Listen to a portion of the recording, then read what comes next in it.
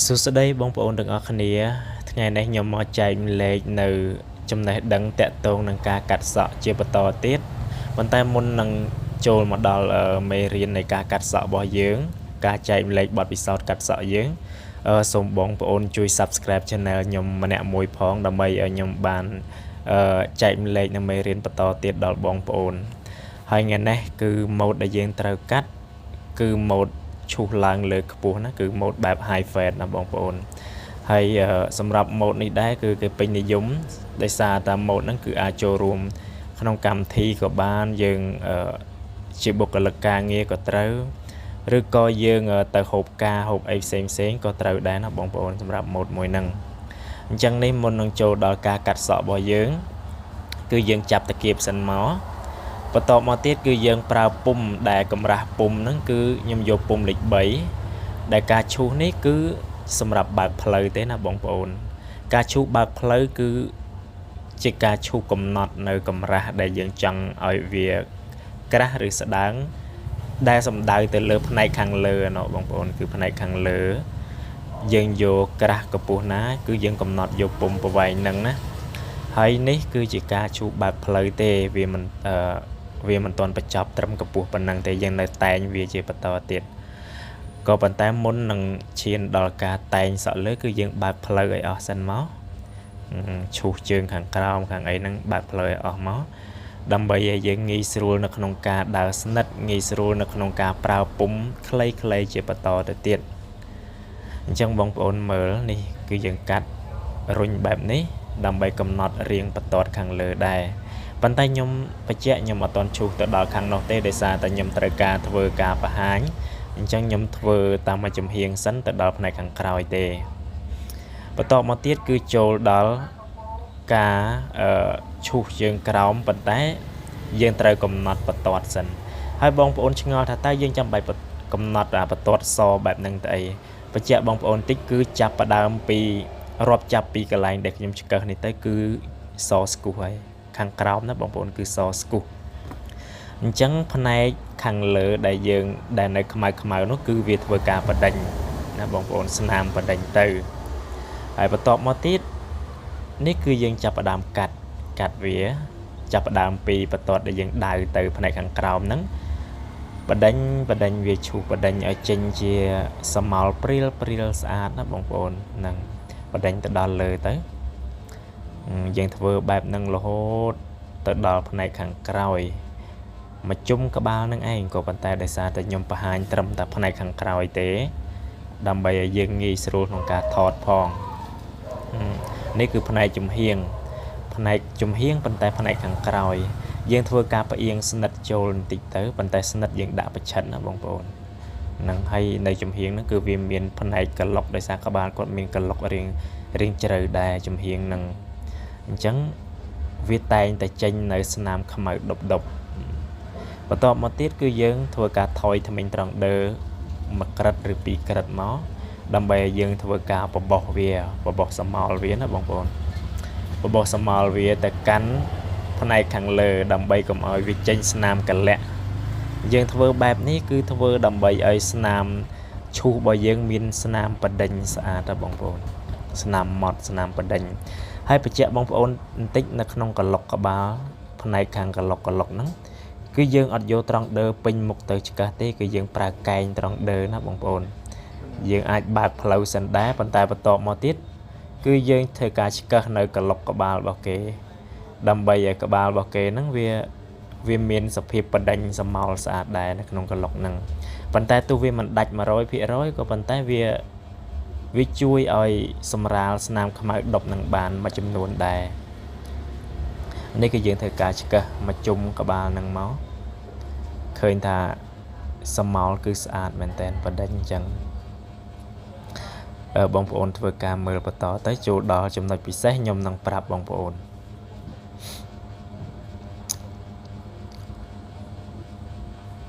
អានេះគឺចូលដល់ផ្នែកខាងក្រោយបញ្ជាក់បងប្អូនតិចថារាងក្បាលរបស់មនុស្សយើងគឺផ្នែកខាងក្រោយតែងតែវែងជាងផ្នែកចំហៀងណាបងប្អូនអញ្ចឹងការឈូសក៏ដូចគ្នាដែរការឈូសគឺ វាមានរបៀបឈូសអត់ដូចគ្នាទេផ្នែកចំហៀងនិងផ្នែកក្រោយដោយសារផ្នែកក្រោយវាជាចំណុចបត់បែននៃរាងក្បាលអានេះគឺយើងដៅយើងធ្វើការដៅនៅបន្ទាត់សក់ក្បាលផ្នែកខាងក្រោយយើងធ្វើការដៅវាឲ្យចេញជារាងបន្ទាត់ស្អាតមកកុំឲ្យវា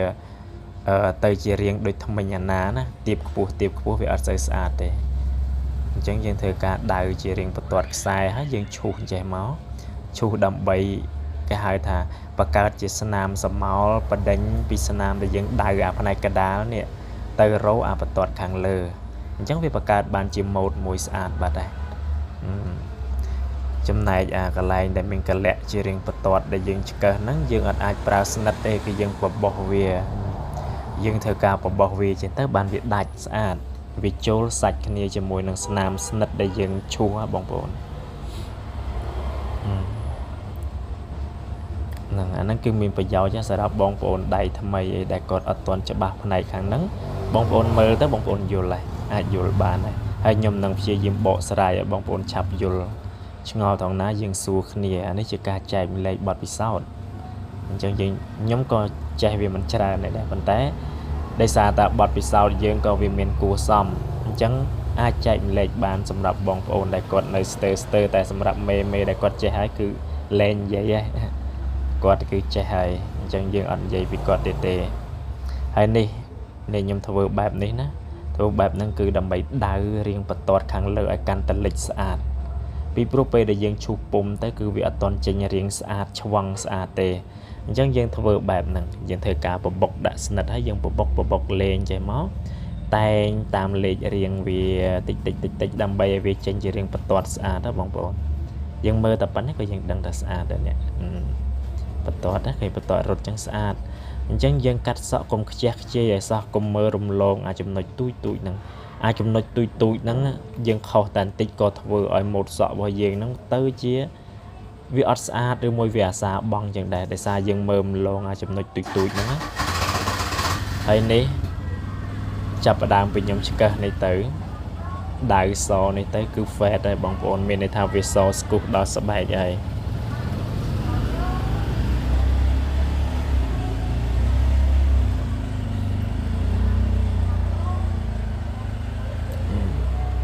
ហើយខ្ញុំទៅសើភ្ញៀវដែលភ្ញៀវគាត់ម៉ួយរបស់ខ្ញុំប៉ុន្តែចិត្តដល់ម៉ោងធ្វើការណាបងប្អូនចិត្តដល់ម៉ោងធ្វើការតែនៅឲ្យថតហើយនេះយើងថយថ្មិញមិនតិចមកបន្ទាប់មកយើងធ្វើការឈូសវាប្រសាតែឈូសទៀបទេណាបងប្អូនសម្រាប់សក់ដែលយើងឈូសវាយើងដៅស្នាមហើយវានៅតែមានស្នាមបន្ទាត់លុបអត់ដាច់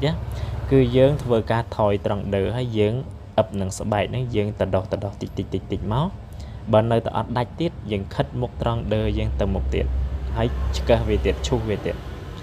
បើសិនជាឈូសអត់ដាច់ទេយើងអាចប្រើម៉ូទ័រដែលទូចជាងនឹងម៉ូទ័រដែលវាមានមុខគៀកជាងនឹងដើម្បីលុបវិញ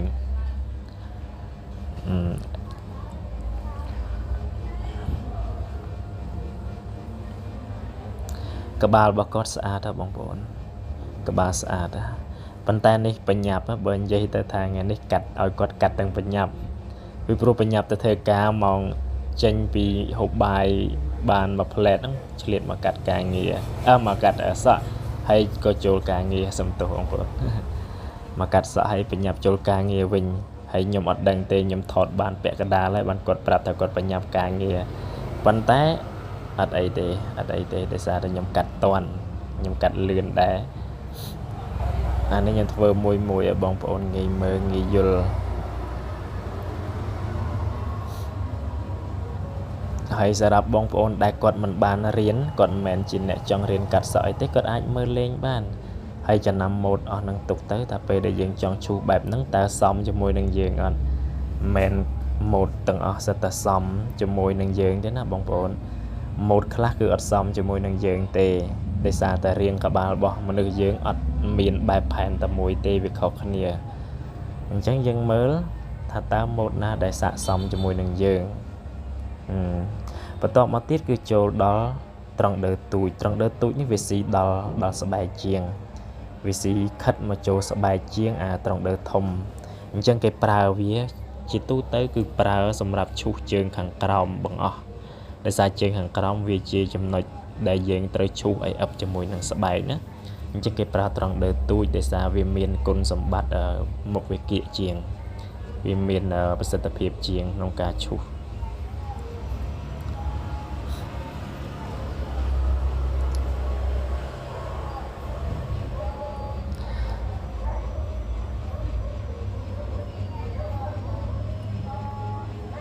បញ្ជាក់បងប្អូនថាសក់ក្បាលរបស់មនុស្សយើងនៅពេលដែលយើងកាត់ត្រូវគឺវាស័ក្តិសមហ្មងវាស្អាតវាសមតែបើយើងកាត់ខុសគឺម៉ូតសក់អស់ហ្នឹងមិនត្រឹមតែជួយឲ្យយើងស្អាតទេវាទៅជាអាក្រក់លើសដើមទៀតក៏មានដែរអាក្រក់ជាងយើងអត់កាត់សក់ផងក៏មានដែរអញ្ចឹងជាងក្នុងពេលដែលគាត់កាត់សក់ឲ្យគេមិនត្រឹមតែយើងចេះកាត់ម៉ូតទេយើងត្រូវមើលពីទម្រង់មុខរបស់មនុស្សនឹងដែរថាតើសមជាមួយនឹងម៉ូតអីសម្រាប់មនុស្សដែលគាត់កខ្លីផ្នែកខាងក្រោយគាត់ខ្លីហើយអានចាំងក្បាលផ្នែកចំហៀងហ្នឹងខ្លីដែរតើស័ក្តិសមជាមួយនឹងម៉ូតអីហើយ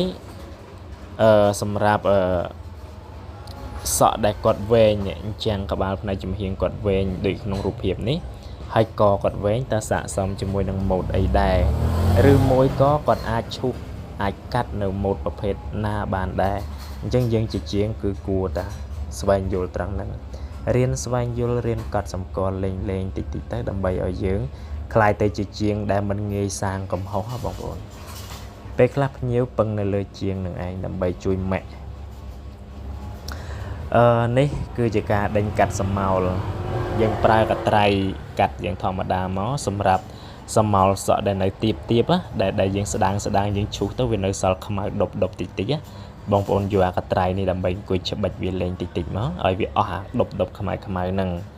អញ្ចឹងយើងអង្គុយច្បិចវាលេងឲ្យវាអស់ដប់ខ្មៅអានេះសម្រាប់ដែលនៅផ្នែកខាងទៀបគឺយើងប្រើកត្រៃហ្នឹងយើងច្បិចលេងមកវារៀងលាតស្អាតបន្តិចយើងចេះមើលខ្ញុំប្រាប់ពីវិធីមួយនៅពេលដែលបងប្អូនកាត់អាហ្នឹងហើយយើងចង់ឲ្យកាត់ស្អាតណាបដិញសម្ោលឲ្យរៀងសស្អាតអញ្ចឹងណាគឺបងប្អូនព្យាយាមព្រិចភ្នែកយើងធ្វើភ្នែកយើងប្រឹមតិចទៅហើយយើងអង្គុយច្បិចអាសក់ដែលខ្មៅតិចហ្នឹងគឺពេលដែលយើងធ្វើភ្នែកប្រឹមវានឹងបង្ហាញពីចំណុចខ្មៅដប់ហ្នឹងឲ្យយើងបានឃើញហើយប៉ុន្តែបើយើងបើកភ្នែកច្បាស់ធម្មតាមានពេលខ្លះមើលអត់បានច្បាស់ទៅវិញក៏មានដែរតែបើយើងធ្វើភ្នែកប្រឹមអាចនឹងមើលបានច្រើនចំណុចឃើញចំណុចខ្មៅនឹងច្រើនហ្មងយើងកាត់មកកាត់តិចហើយយើងមើលម្ដងតិចយើងមើលម្ដងអញ្ចឹងទៅកុំឲ្យយើងគេថាកាត់យករួចហើយវាទៅជាជ្រុលដៃបងប្អូនដោយសារនេះវាជាកត្រៃដែលមានមុខតែមួយដល់អញ្ចឹងវាកាត់ម្ដងវាមិនបានច្រើនទេវាអត់ដូចកត្រៃសាប់ទេបើសិនជាកន្លែងណាខ្មៅដប់ខ្លាំងបងប្អូនគួរប្រើកត្រៃសាប់ដូចជាក្នុងកន្លែងហ្នឹងក្នុងកន្លែងក្លុកហ្នឹងបងប្អូនគួរប្រើកត្រៃសាប់វិញល្អជាងដោយសារតែកត្រៃយើងនេះវាប្រើបានតិចពេកមកតបាក់មួយម៉ាត់នៃផ្លែកត្រៃហ្នឹងវាបានតិចពេកវាបានតែមួយសរសៃពីរសរសៃអីចឹងទៅអញ្ចឹងកត្រៃសាប់យើងដើរតួជំនួសសិនមកដើរតួដើម្បីបើកផ្លូវឲ្យវាមើលមកវារៀងសាបតិចសម្ោលហើយវារៀងសាបល្អតិចមកបើសិនជាយើងសាប់អាសម្ោលសក់ខ្មៅហ្នឹងត្រង់ចំណុចដែលខ្លីបងប្អូនគួរបដេកកត្រៃគួរបដេកបន្តិចមកដើម្បីឲ្យវាអាចគេហៅថាអាចកាត់ដល់សរសៃសក់ដែលវារៀបនឹងស្បែកអញ្ចឹងណាអញ្ចឹងយើងអាចបដិកត្រៃបន្តិចប៉ុន្តែប្រយ័ត្នវាទៅជាខំស្បែករបស់គេណាទៅជាកាត់ស្បែករបស់គេវិញចំណែកផ្នែកខាងលើនឹងគឺយើងកាត់មួយបានហើយអញ្ចឹងយើងមើលឃើញកន្លែងដែលដប់ខ្មៅខ្លាំងហ្នឹងឥឡូវឃើញវារៀងសាបបន្តិចបងប្អូនឃើញទេអញ្ចឹងអាហ្នឹងវាជាការដែលយើងសាប់ច្រោះវាទៅអាកន្លែងដែលសក់ក្រាស់ខ្លាំងហ្នឹងវាកាត់បន្ថយមិននៅសល់សម្ោលប្រហែលជាមួយនឹងចំណុចផ្សេងដែរណាបងប្អូនឃើញទេឃើញស្អាតទេនេះបន្តមកទៀតជើងសក់និយាយពីជើងសក់នេះគឺមិនបាច់និយាយទេគឺដឹងតាសស្គូសដល់ស្បែកហើយអញ្ចឹងអាម៉ូទ័ររំលីងរបស់យើងនេះអូកាត់មកគ្មានទុកឲ្យសល់មអเตอร์ไซค์ណាទេនៅក្រោមហ្នឹង កោសឲ្យសមកដោយសារតែម៉ូទ័រនេះវាអត់រៀងអត់សូវមុតដែរប៉ុន្តែអាចប្រើបានអញ្ចឹងខ្ញុំត្រូវការកោសវារៀងច្រើនបន្តិចហើយបំបោះវាឲ្យមើលតែរៀងស្អាតបន្តិចបងប្អូនមើលណាមើលផ្នែកចំហៀងអានេះខ្ញុំសូបង្ហាញបងប្អូនតាត្រឹមផ្នែកចំហៀងសិនដើម្បីបងប្អូនងាយយល់មិនចង់ឲ្យបងប្អូនវល់តែមើលឆ្វេងផងតែមើលស្ដាំផងឯងអញ្ចឹងខ្ញុំបង្ហាញតែចំហៀងឲ្យបងប្អូនមើលទៅអញ្ចឹងអាការកាត់ឆ្វេងកាត់ស្ដាំវាដូចតែគ្នាទេឲ្យតែបងប្អូនលក្ខណៈថាចេះកាត់យល់ពីការកាត់ហើយឆ្វេងស្ដាំគឺអត់បញ្ហាទេអញ្ចឹងខ្ញុំចំណាយពេលមួយខាងឲ្យបងប្អូនមើលល្អជាងខ្ញុំសូបង្ហាញទាំងសងខាងអញ្ចឹងចូលដល់វគ្គកោយើងម្ដងណាចូលដល់វគ្គកោនេះបង្ហាញបងប្អូនបន្តិចអាកលៈខាងមុខហ្នឹងណាគឺយើងលៃពីចុងចើមនេះចុងចើមពីលើចើមគេទៅកាន់ថ្ងាសខាងលើគេហើយយើងលៃយកប្រហែលជាពាក់កណ្ដាលឬមួយក៏40 60បានហើយប្រវែងណាលៃយកពាក់កណ្ដាលថ្ងាសហ្នឹងមកចំណែកកលៈលើស្លឹកត្រចៀកនេះគឺយើងដាក់ឡាមនៅលើស្លឹកត្រចៀកហើយគាស់វាដៅមួយសិនមកចាំយើងកលឹងជំវិញត្រចៀកហ្នឹងយើងចង់បានកម្ពស់ណាពីស្លឹកត្រចៀកយើងគាស់ដៅមួយសិនមកអានេះជើងសក់